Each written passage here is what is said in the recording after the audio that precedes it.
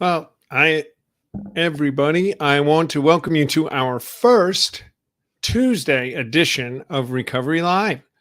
This is our first show. It's a new day and a new time that we're bringing you Recovery Live. We hope that you all find us today or in the next coming weeks, as we got lots of stuff to talk about and lots of things to share with you guys. One of the big kind of things we're going to reinstant is co-hosts. So one of the reasons we came on Tuesday is because we were able to have a permanent co-host. So without further ado, I want to reintroduce someone that you do all know who is now going to be co-host permanently on Recovery Live, Alicea Martinez from Meadow Vista, California. Hello, all. So I have to tell you guys, doing anything plus host for Alicea may be a problem because she kind of likes it. They gave her. I haven't been host yet at the retreat, but I'm very excited about it. Yeah. So we said, Alicea, would you like to do host at the? Yes, she said. Yes, she wants to be the host. So she will be guiding us all this weekend and keeping us all on time and making sure we all get where we're supposed to be going. And I'm sure she'll do it wonderfully. Or what's the consequence, right? Push-ups? Yeah, Nevada City. Oh, yeah, I could do that. That's a good idea. I'm going to Cass is shaking her head. See, finally she's shaking her head at you, not me. Mm-hmm. I think that's shaking her head at you. So I get always the head shakes. But that's true, Alicea. We're going to be meeting in Nevada City this weekend, guys, for everybody that's on this weekend. And the big news is it's sold out. Basically sold out. 80 people, which is the most we've ever had in Nevada City. I thought it was 81. It could be 81. I thought it was 81. 55 newcomers, I believe. Yeah, Cass is shaking her head like this. Yes. 81. So, but 81. Possibly we'll have another one in September. So keep your ears open for that. So it's not a, oh no, I can't go, because we'll most likely do another one. Yeah, Dale Marsh has been taking names already for September. Good. People who said, "How can I sign up for that? Can I sign up?" Because they're, it creates a buzz when you sell out a place, and we love it. 55 or so newcomers, and that's what we're here for, right, Alicea? It's to meet these new people and get them launched on a way of life that can give them freedom. And what we want to talk about this today is about why we actually do it in a weekend and why one weekend, what's it all about and where did we get this idea from? And is it our idea and all of that? So to help us and join us in this conversation, I want to welcome back my friend from about 20 miles away. So we're like neighbors. Another Jersey girl, Donna Goldstein. Hi, Donna. Hey, everybody. Hello. Hello. We're all in cold country, I think. It's cold here. It's cold in California, right, Alicea? Cold and rainy. Which is so weird because it was like 85 on Sunday and then bam, down to low 50s yesterday and today. That's okay. I actually like it cold better than hot. Not me. I'm not a summer person.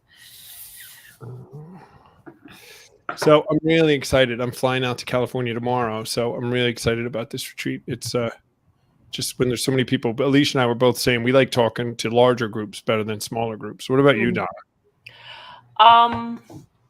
I don't know. I can go either way. I think larger is the energy is a little better. There's more feedback, and I love looking out to see a heads nodding up and down while I'm talking. That means they're kind of picking up what I'm putting down. So that's always very inspiring. The more, the merrier, right? Right. We're hopefully going to have Donna out on the road with us traveling a bit in this coming year or years. which will be a lot of fun. It's Mm-hmm. great since you've been really engaging with us here in the last year, basically. Yeah. She joined us on Sober St. Patrick's Day and helped us at Schooley's Mountain, and Yeah. it's going to Schooley's help us in Mountain. August. Yeah, that's an old stomping grounds for us, right? Yeah. And we're getting, Cass said she's been getting inquiries about it already. Yeah. A couple people mentioned something to me too. So Like, this oh, is you have a retreat coming up. I was like, yeah, make sure you're there. right, the buzz, which has not happened in the years this soon, as I recall. I don't know if you do. I don't remember there being much buzz about it this far ahead. No, we were going after people in late September. Like, come on, sign up. Right. Trying to get a half a dozen people to show up. And, yeah. I Is think that this retreat in October? year. Okay. Yeah. It's traditionally Columbus Day weekend. Yep. Although I will tell you, Donna, and anyone listening, the Liebenzel mission has been terrible at responding to us for anything. You know, we had a contract, and then somebody new took over, and we spoke to them, and then we didn't speak to them, and then Lisa's trying to reach out. I mean, we've gotten to the point where we're just about looking at like the Jesuit Retreat Center, a couple other places in case The last time we were there at Liebenzel, it was really kind of nice. I mean, they did a good job of renovating and fixing the place up a little bit. It's too bad that their communications aren't on point. Well, Donna, they told us that we can't have the Beech Tree meeting room, guys. And if you guys, we're talking in code now, Donna, because we know you guys don't know what that is. It's the main room where we do the steps and we do all the talks and stuff. If we stay up in that lodge where we stayed last year, we can't use the Beech Tree like we did last year. Right. So the discussion was, do we go into Beech Tree and just stay in Beech Tree in order to get to use? I know. Let's see Donna's face, Alicia. Because why? Let's just say that the main house is a little bit nicer. Yeah, cozier. Beech Tree is nice if you're 15 years old and you're on a church retreat, like and you're used to camping out, but it's very campy for my age. You know, Okay. I'm at that age where I need soft surroundings in case I hit my head and during the night while I. No, it's not that bad, but I mean, there's enough. In the main house, there's a nice basement, but I don't know if we would all fit down there for. We wouldn't if we have 40 or 50, and which I think we wouldn't. Well, then I guess we'll have to stay at Beech Tree. Yeah, well, we'll stay at Beech Tree, and again, we may move to the Loyola Retreat House, maybe in Morristown. It's closer for some people, and we've had such success, Donna, in raising scholarship money around the country. Yeah. That I don't worry about the cost because we'll just raise some money to help people with subsidy. So I think Loyola would be beautiful. Jim is very connected with them. Right. He might be able to help you. Jim or Robbie, I have their number. I'm going to call over there. We're going to see. I mean, for historical reasons and nostalgic, we sure would hate to quit going to Liebenzel. It's where we went for 30 years, right? We've been going there. So that would be a change, but it's all about meeting the newcomer and having a facility that is inviting for people so they'll come. And the universal complaint is the accommodations, right, Donna? I mean, that's if anybody has any issues, it's always the accommodations. So it's never the food. The food's good and the program and the surroundings. But it's by far, Alicia, the worst place of all the system that we go. Like by far. Really? I don't want to say it's the most rustic. Rustic, right? Yes, that's. I'm used to the best one in Nevada City is by far. Tom says the best one. It is. You would like it, Donna. What about like a Four Seasons? Maybe that would be nice. We have to change our addiction. Yeah. Well, you hear us kidding around, guys, but we start living in the go and we start living decently, and we're not sentenced to terrible living conditions anymore. Our standards have changed. We've raised our standards a little. Right, and we want to show everybody that there is life after addiction, and it comes quickly if you do what we did, because we can start on a Monday morning after a retreat weekend. Well, I don't know about anyone else, but my first experience at Liebenzell was that I had the gift of desperation. So honestly, the accommodations didn't really bother me that much. I was really there for the fellowship. So, and I'm not just saying that to be like all, whatever, but I really didn't. I was somebody that didn't care. Like I was just so desperate to get whatever was going on there. So I was like, whatever. I think I would hope that many, if not most, retreat participants would feel that way. Yeah, I think they do. That's the least of their problems. Yeah, and they'll realize that by the end of the weekend. Yeah, it's not about that. Yeah, it's not. And so, I think I was in my 20s, late 20s when I first went there. So I had that youth thing. I didn't care. Yeah. Young people don't care because they're used to staying in whatever. But so if we have to stay in Beechtree, we stay in Beechtree. It's not that bad. As long as they put new carpeting down, so that's good. All right, the black mold is gone. Yeah. That was a little. We're gonna scare everybody now. I know. Stop. I'm not going to that one. All right. Now I'm gonna leave this on a positive note. It's in October, and you're up in a mountain, and it's absolutely gorgeous up there because you're up high on a mountain. The leaves are all changing, and it's beautiful. It's spectacular. It is spectacular, and we go on a hayride, real old-fashioned hayride. It just depends on what you're looking at. You can look at the inside of the place, or you can go outside and look at the nature around you. It's really beautiful up there. No doubt about it. Transformations have happened, and spiritual experiences felt up there on the top of that mountain. It's the highest mountain in Morris County. So you have to have these geographic facts, right? Right, Cass? You have to know something about the geography, right? She's giving me eyes again. So guys, let's talk about this whole thing that we're talking about. Like, what does Came to Believe do? What happens when you come to one of these retreats? And why do we do it the way we do it? I was thinking this morning about all this. And when I came into Alcoholics Anonymous, I just was fortunate enough that the first meeting I went to was that one at the Philippine Chapel in Morristown, Donna. Mm-hmm. And it was John Zamrock and Vicky Whiteshirt, who, by the way, had lived with Clarence and Grace. I didn't know who they were. I had no idea any of this. So when I came into Alcoholics Anonymous, I was handed the book. I was told we got to do the steps and was never told anything different.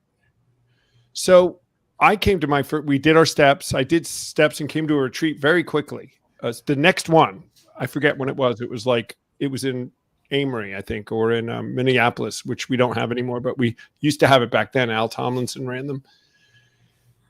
And, I had the effect that the founders had and hadn't really heard much about this whole meeting makers make it in 90 and 90. And you go to meetings and there's things other than the steps, and there's just all this other stuff. And even more so, that can't be done in a weekend.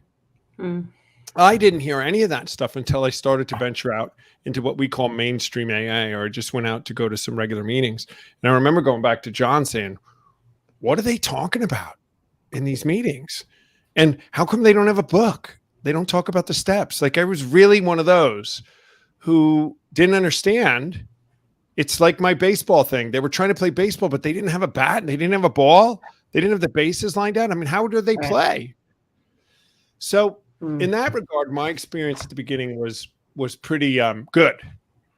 So I was brought into what we do today. And so when I think about that, it's really easy for me I never had to overcome anything, but we do have a lot today. It's one of the biggest things, guys. Alicia, you know this. Donna, you know this too. That we hear from people is if they said there's one thing they're skeptical about is it can't be done in a weekend. Mm-hmm. Yeah, because that's not what is going on outside of Came to Believe. They hear people at meetings talking about taking a year to do, one step or take, I'm still working on I've been working on my 4th step for 4 months now. So you hear that stuff. So everyone kind of sits back and goes, oh, this is a long process. I have a lot of time to work on this. And I think that it's a double-edged sword, because I think people feel like, oh, I got a lot of time to work on this, so I don't need to worry about anything. I don't need to do anything too quickly, because this is something no one's putting any kind of a restraint on me. So that kind of like, all right, I'm just going to keep going to meetings. But then the other edge of that is that people stay in AA, but they're still sick and suffering, and then you run the risk of them going out and using again. Right. Right. So that's where that concept comes from. It comes from just historically, it's evolved into a long, drawn out procedure. I don't know how that happened. And Alicea, tell us a little bit about, you went 20 years or 25 years before you were introduced to a program over a weekend, and you had a transformation in a weekend, which we arguably was as big a transformation as you'd had over 25 years. Mm-hmm. I came in secular AA 29 years ago, but I didn't do, so like you said, you were in there. I wasn't in the meetings long enough when I stopped alcohol to know what they were teaching, because I just wanted to get the information and leave. So I was a dry drunk from day one there. So I didn't get a sponsor. I didn't call anybody. I didn't get a book. I didn't even know what the 12 steps were. And then I floated in that for decades and kept another addiction, and later added another one. Then I found Celebrate Recovery 15 years ago, and they have 4 books, and you take 12 to 18 months to get through the 12 steps. And so I thought, okay, that's what you do. So I kept doing them over and over and over. And they don't even talk about the big book or anything. So yeah, so when I came almost 2 years ago Came to Believe, it was, I don't remember, Tom says he does, I don't remember being standoffish, it can't happen in a weekend, but he says I was. I think I was curious. I was confused, of course. How does that work? And I don't know. But then as they were teaching, and you hear and you see the big book, they did it in an afternoon. It's right there. How come no one else that reads the big book don't see that? And all the things are right there in their book. So that was like a light bulb moment. And then to actually see it and see other people, because when I came to Believe Recovery, I was already 3 years sober. And then seeing others that had less time or more time, and then what happened that weekend. Yeah. And then I wanted to be involved. I wanted to be a part of it. And then that's where it just started blooming from there. And I'm still learning, because I didn't know the big book, and I'm still looking at it and learning, because this wasn't in my life before. So this morning, guys, let's start by, I'm going to talk about 2 things today. I want to talk about what the big book does say about going quickly and what it doesn't say, right? Because there's a bunch of stuff that goes on today in AA and recovery that the book doesn't have any instruction about whatsoever, and it doesn't mention. So where did it all come from? I think psychology and things, and I think just ignorance too. And I think also the alcoholic, boy, if you give him a little time and give him some other little crutch they have to do, they love it, And yes, you were totally skeptical, Alicea. She sat on the front row with her arms crossed and was like, I'm just checking this out. I don't even think you thought you were there for yourself. You were there. I'm checking it out for my church to see if this is something. Well, that was true, because I wanted to start a meeting, which we did. But yeah, it was kind of let me check it out attitude. So I'm reading Dr. Bob and the Good Old Timers this morning, guys, and going through it a little bit, right? Which is one of the recommended readings that we tell people. And it's all about the history of the program. It's all about the stuff and more than half the book is about experiences before they wrote the book of Alcoholics Anonymous. and Mhm. all the history of how these guys were getting sober, getting other people sober, and coming up really with the process that they were going to use in the big book. And they were using it for years, actually, in the Akron area mainly, and then it was in New York City as well. Although they admit, even Bill Wilson admits that the program of Akron back then was more successful than the New York City program. There's many references, guys, of how they were doing this stuff very quickly with the people. They were meeting them, taking them through. They showed up to the meeting, they took them upstairs, they started them through their steps. Dr. Bob took people through quickly. So historically, they did it in a day or in a couple days when people were ready.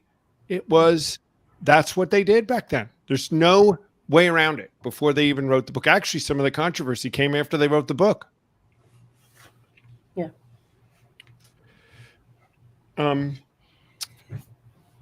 Even with sponsoring, right, in the book, and in that book, it hints or says flat out that you don't have to wait a year or 2 years to be a sponsor.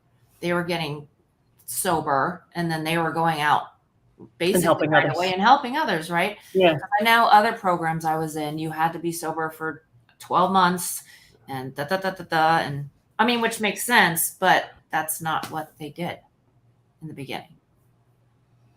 No, and it's kind of like I don't know if I might have read this either in Dr. Bob and the Good Old Timers or whatever, but there's like legend is or was that if you came into an AA meeting back in the day when the founders were just starting this up, if you came into an AA meeting, you didn't just plop down and hi, I'm a newcomer, and then start, like as often newcomers do with drunkalogs and telling people how much you hate your husband or your wife, and this is bad and that is bad. Basically, if you came into a meeting for the very first time, someone took you aside first before you were participated in a meeting, which essentially participating in a meeting is helping you get sober, but a lot of it is also 12-stepping because you're bearing witness to what happens in your life, right? So before you sat down in a meeting, you were taken aside by somebody and brought into another room where they right away started you with your first art. Do you, and then second step. And then before you know it, you were on your knees saying the third step prayer. And then when you went through your steps, then you came to meetings, but you came to meetings to share your strength, hope, and experience because you've had a spiritual experience. So over the years, I feel like what that has evolved into is everybody just comes to meetings and dumps all their stuff and talks about, and that is good too. It is important that we have a safe place to go and bring our issues and talk about what's going on, because it's also good for other people to hear that we're not the only ones that are going through this. But much better when you've had a spiritual experience and you come to a meeting and say, this is what's going on in my life, this is what I'm doing about it, and this is how my steps have helped me conquer this whatever you're describing. You're saying, so legend has it that's how it was. That's how it happened back in the day. You didn't just come in and sit down and start sharing at a meeting. You were taken aside by whomever, and right, Tommy, isn't there there was like the upper room where you went? I think it was Bill's daughter's room or something where you went and did your first 3 steps. Donna, and I'll dovetail on that. It's not even legend has it; it's history has it. It is history. Okay, it's not even legend. There weren't any meetings for the first while. There were no meetings. They were just working one-on-one. They had groups of guys. Yeah. And there was people coming out of the Oxford group. There actually weren't meetings. The meetings were starting to form as just a way, like you said, Donna, of pulling people together. Right. And then fellowshipping afterwards. And a lot of it had to do around how to manage the number of people that were coming in. Right. And Clarence had these meetings going and he was splitting everybody up because they just couldn't manage everybody. Right. So you see, guys, those that are listening, where all the meetings came from, it wasn't, we got it backwards today. Go to the meeting first. And the meeting was this later that came in the fellowship. Mm-hmm. It was a result of such success that they had, and then an ongoing thing. Yeah. And we're very far from that today. Yeah. Go to that meeting that Alicia goes to in Sacramento, in Auburn, or wherever she goes to that big meeting. I mean, Oh, yeah. they don't even have a book in that meeting. You would be told in that meeting that what you do when you come into Alcoholics Anonymous is you do 90 meetings in 90 days. Now, that is one of the things, guys, I'm getting ahead of myself, that is not in the book. There is no instruction in the book to do 90 and 90. That I don't know where that came from. Like you said, Donna, meetings are not a bad idea. 90 and 90 is not a bad idea.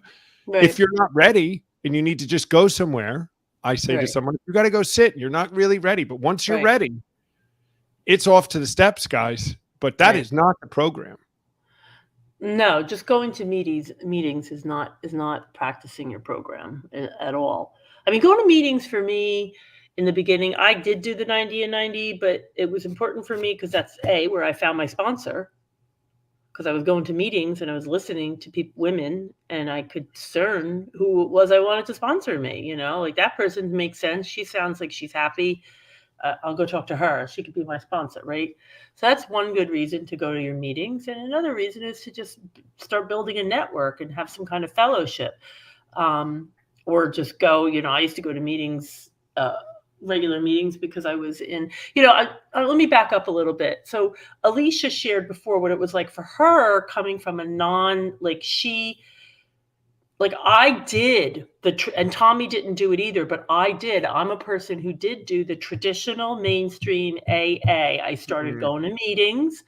I didn't go to rehab. I should have, but I didn't want to leave because I thought my family would never survive without me for 90 days. God forbid the Rock of Gibraltar. I thought I was so important. But anyway, so I didn't go away, even though I should have. So I just went to meetings, and then I got a sponsor. And I did the 90 and 90. And my sponsor took me through the big book, literally from the preface of the book. We read that book together, except for the stories I was told to read at night on my own. And I did my 12 steps with my first sponsor. It took me almost a year, a little over a year to do them. In fact, I relapsed short of 1 year. I had 1 week short of a year, and I relapsed. And I think at that time, I was only on step 4 or 5. Like after 11 and a half months, 11 and 3/4 months, I was like not even halfway through my steps. Probably why I relapsed. And then again, same thing, came back in, started over with step 1, took 18 months to get through. And I was at step 9, never finished, and go drag it on. Well, guess what happened after 18 months? I drank again. Okay. So then somehow or another, I put together 6 years, and then I drank again. That was a whole different thing, but I drank again. And then I went on the retreat, and I was like, wow. So, you have to understand now, I'm completely brainwashed and in the mindset that I have to go to all these meetings. I have to do the steps. Here's my problem with the 12 steps at that time. Because of the way the steps were being presented to me in the meetings over the course of, what are we up to now, 3 years now, was that the steps were circular, not linear, circular. They kept saying the steps are circular. You're always doing your steps. So I used to sit in meetings and I'd be like, okay, so now is that a third step issue? And I would share, and someone would say, well, that you got to go back and do your third step again.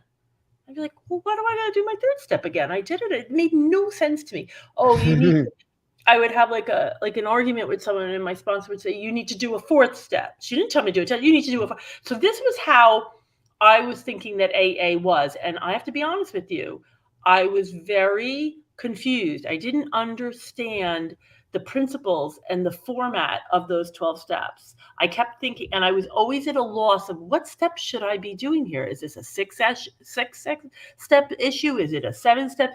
And that's how people talk. Oh, that's a 7-step problem. You got to do your 7-step over. You got to read your 7-step again. So this was when I came with this whole doctrine of mainstream AA, and that you did the steps over a course of years. They were going on years for me, right?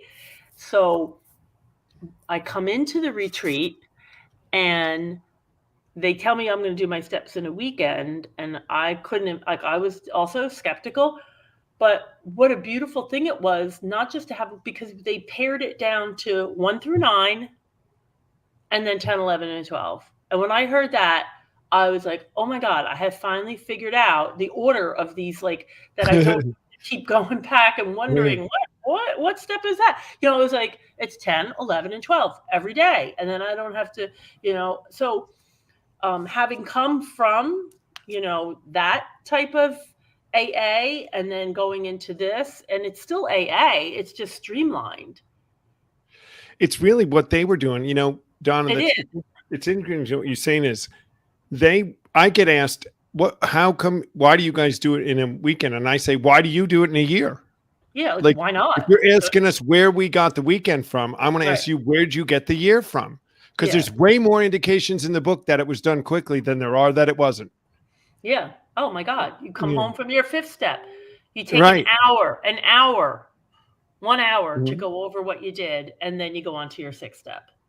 So let's talk about that, Donna. That's interesting because there's stuff, it's clearly in our big book, the references that can clearly be seen as quick moving. So, you know, 1 through 3, those guys were doing really quickly. Clarence's story, I guess you're ready, got on his knees. He surrendered to God and admitted he was powerless. I mean, that was 1 through 3 can happen in 5 minutes. Yep. An understanding of it. Right. And then we're on to 4. Assuming you're dealing with someone who has a belief system, though. Right. I mean, there's a point, and it's kind of why we spend some time on a Friday night talking to people about powerlessness and having them be engaged in an idea that they have something that could be help them in their life. And a lot of that has to do with a little bit of contextual times today. They didn't have young people like we have. I mean, that's just a fact, guys. Right. AA was all 40s, 50s, 60s. There wasn't young people coming into it in the first years. And today we have a whole different demographic showing up that just needs, again, not a lot of convincing, just needs a little time to kind of process this. So we take half a day, right? Not a lot of time. We take a half a day to try to prepare them for something those guys were doing in 5 minutes. Right. But what does it say in the big book then after you do step 3, Alicea? What's the next word? You finish step 3, and then what does it say? Action. Next. It says I don't know next. where you are. Okay, next. Yeah. So if we look up the word next in the dictionary, what would it say? Probably, I don't know. Does it say just next? I know, Alicea, you say when you look up all, it says all. All. It would be immediately following or something like that. So next is immediately following. So there's one clear indication that when you did step 3, next, right away. It doesn't say a year. It doesn't say take time to think about it. It doesn't say go talk to your sponsor. It doesn't say anything like that. Do it in a month. It says next. Why don't people see that? Well, but I think they see it, but they just see it that it means, you know, when they're ready next. When you're ready next. It's actually, here it is in the dictionary. Next. Immediately following in time. Well, there we go. Yeah. I like that. Nearest or adjacent in place or position, nearest, or that's physical next, like next in line. But if it's being used the way it's in place immediately following in time. So that's the next thing you're going to do. Into action. Into action. Into action. So then we get through, and I think one of the reasons why we can do it in a weekend, if you picked one step that's the stumbling block for people where they would make a case that you would need a lot of time, would be step 4, right? Mm-hmm. So you could make a case, if you read the big book, that step 4 would require a lot of time, even though there's no indications in the book about how long you're supposed to take to do this. They reference actually to not take a lot of time to do it. Mm-hmm.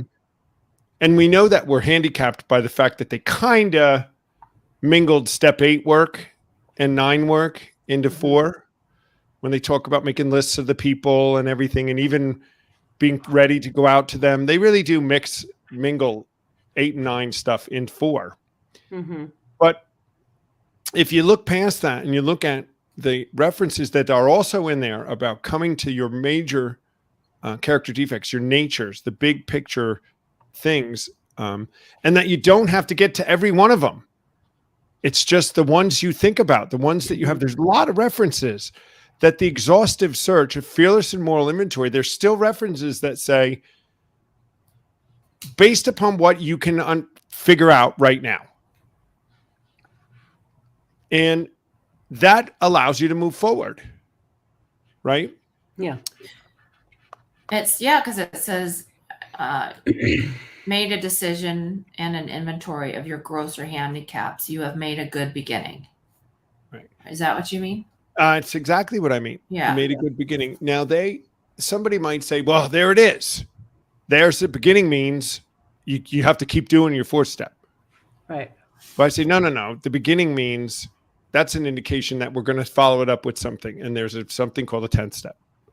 And it really is, we're teaching you this process to then go ahead and do it in the 10th step. Lots of evidence in Dr. Bob and the Good Old Timers and historically that is what they did. That the action they were doing afterwards, they never intended the steps to be done over and over again. It was meant to be, like you say, Donna, linear. It was meant to be taken, having had a spiritual awakening, done. Right. And they didn't do it again. Right. So I think that like when you're working with someone for the first time and you say, we're going to do the steps in a weekend or in a day, whatever, most people's reaction is, really? That's great.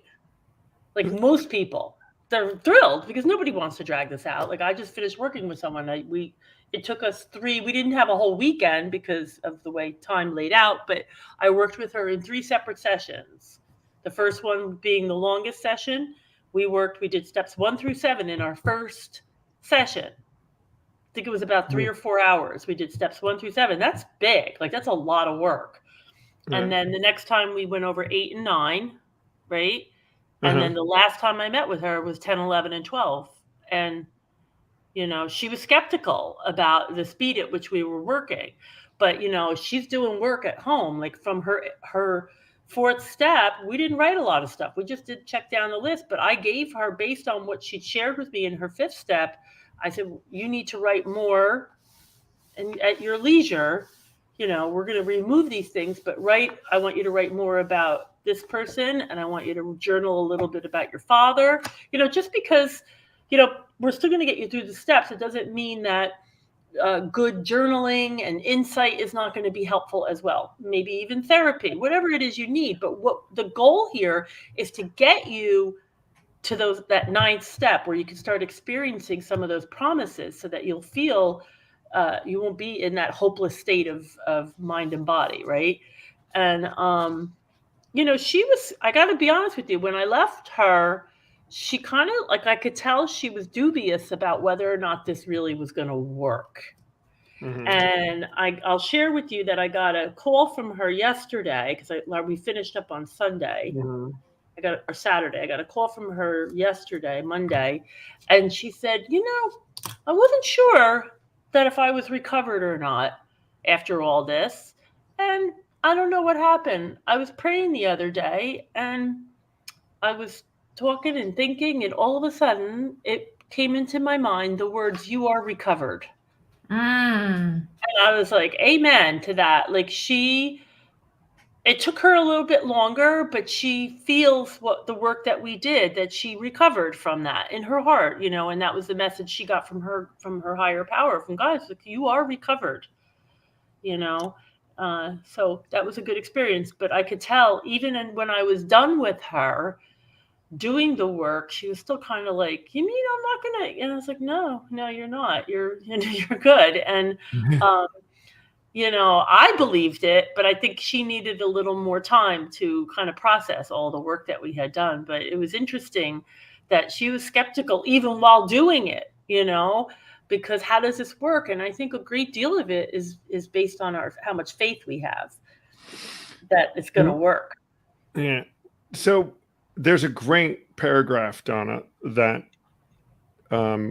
backs up everything that you said about, looking into other things and continuing to grow. And Right. that what our fourth step does is illuminate a bunch of things that are going to help us in the rest of our life as we Yes. continue. They're done not in a fourth step, but you're exactly right. And there's evidence in the book to say that. And this is also our retort when I say, well, it's not a one and done. We get through the steps in the weekend, but Right. we aren't saying that you're done. You're working commence this way of living, and you work your way out of it. You can do it from a recovered standpoint. You absolutely can. And then continue to grow out of your habits and stuff. You can absolutely do that.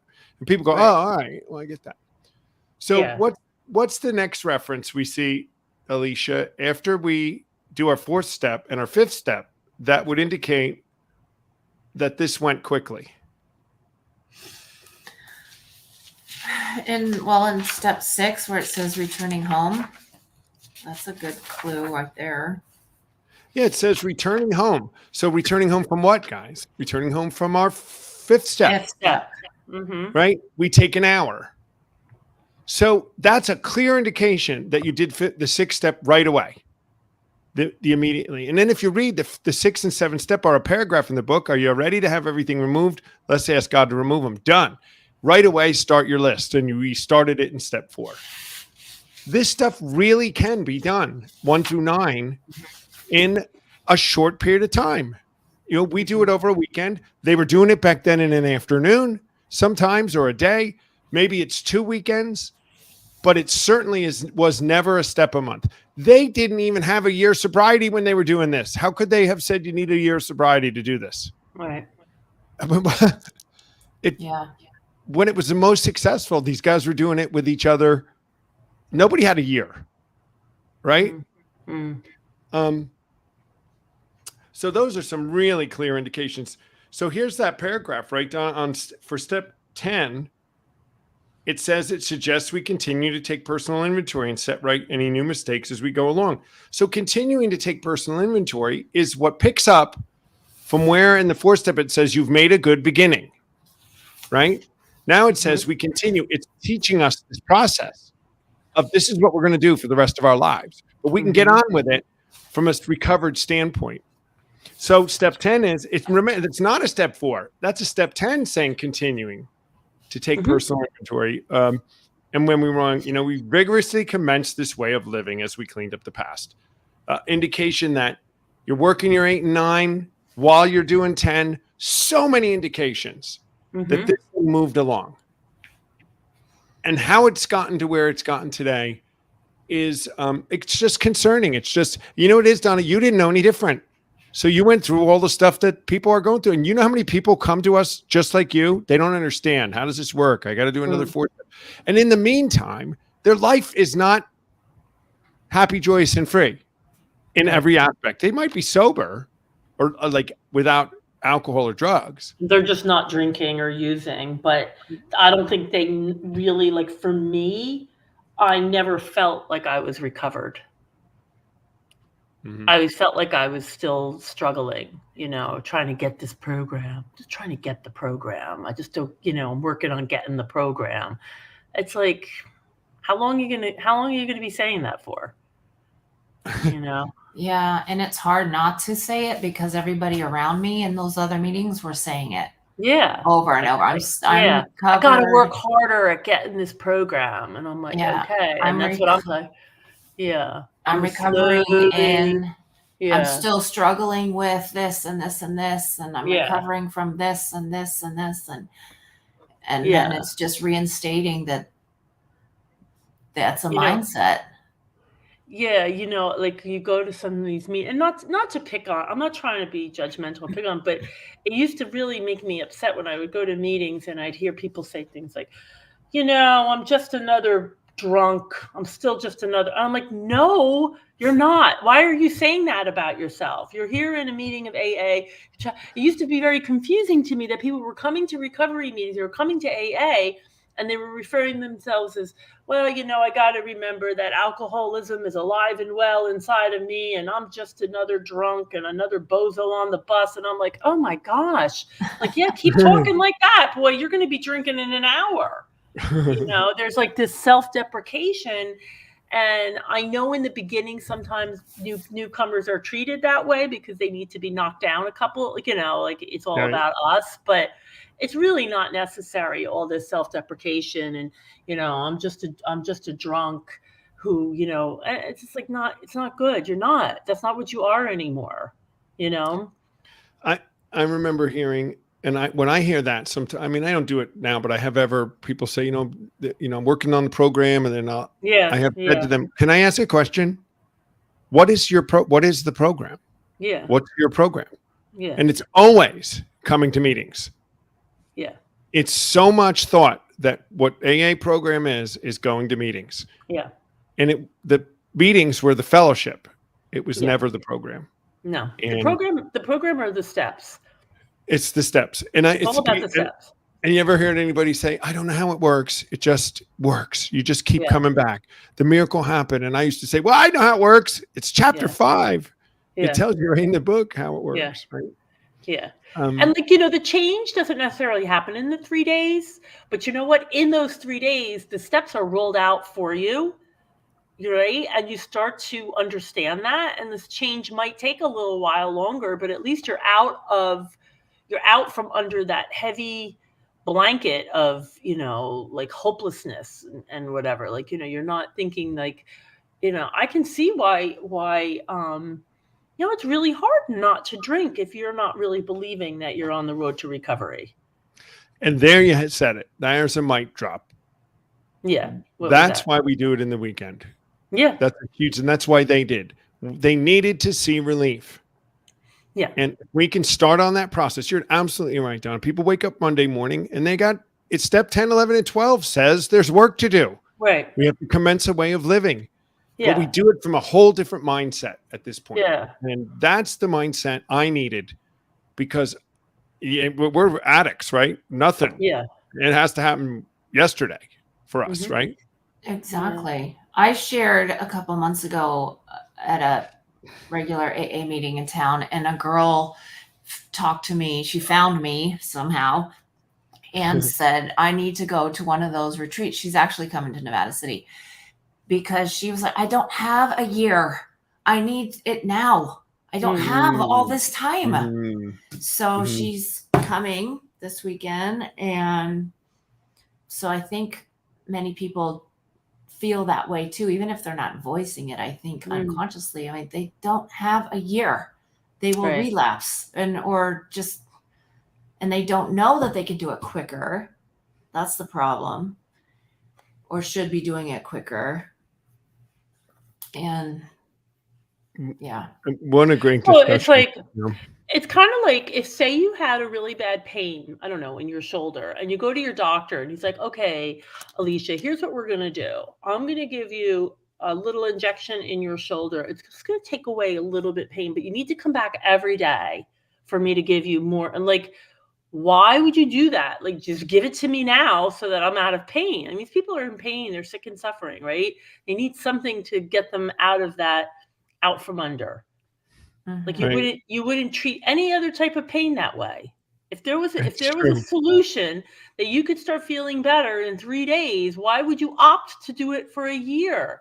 I'm a slowly recovering alcoholic. No, it doesn't have to be that way. That it doesn't have to be, the drudgery. It doesn't. And I always default that no matter what any of these naysayers say, I say to them, I get it. If this year thing worked for you or whatever, and you are so adamant, the fact remains that is not the way they were doing it when it was the most successful. We just can't debate that. So if you want to continue doing it for a year, I guess go ahead.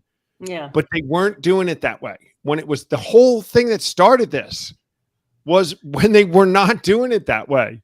So yeah.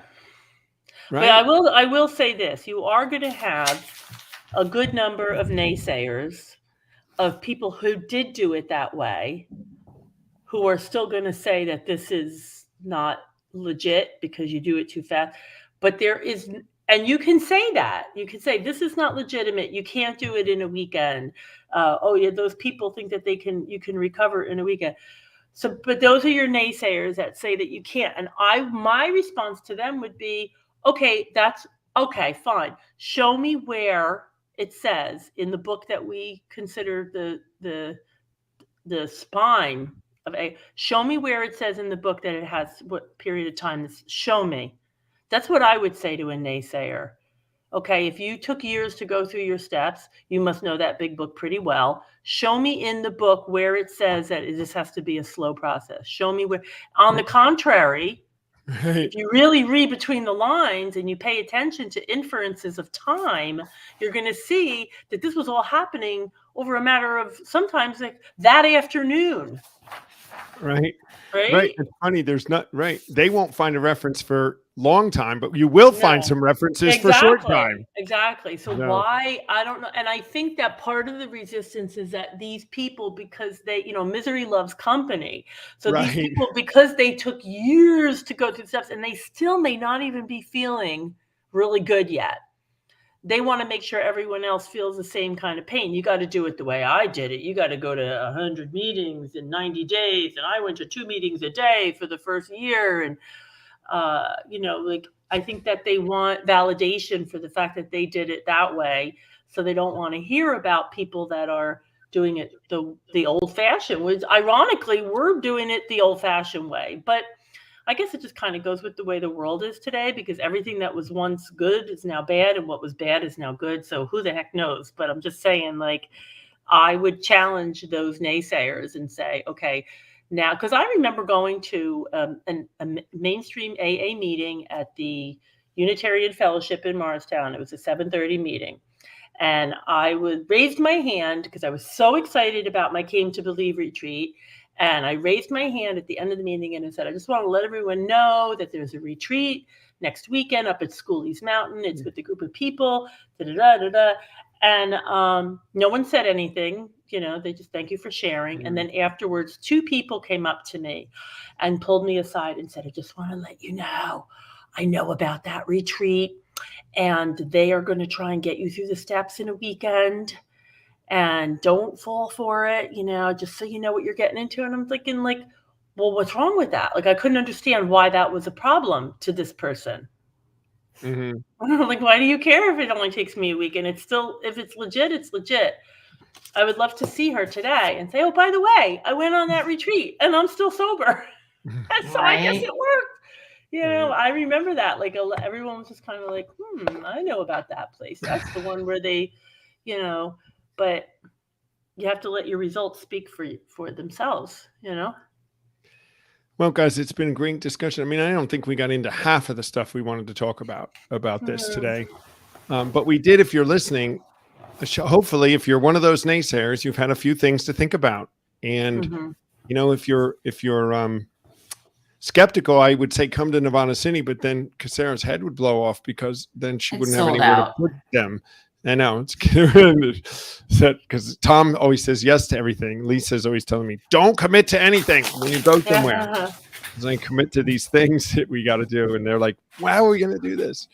But we're doing it like the founders did it, guys. We'd love to keep this conversation going. We do sprinkle this into most of the shows about why we do what we do. Because it's this is our quote unquote product. It's the product that the founders had. Is they brought this 12-step program to people and they quickly began to live a life that launched them into freedom and to all sorts of success and happy, joyous, and free. I can't say happy weekend because it's Tuesday. Tuesday. Have a great weekend. Have a great week. Yeah, a few people found us. I see there's 3 or 4 on. I mean, we knew that that it might take a few weeks for people to find us here on Tuesdays. This episode will be posted on YouTube and all, and maybe people will go, oh yeah, that was supposed to be Tuesday, and we'll continue to advertise.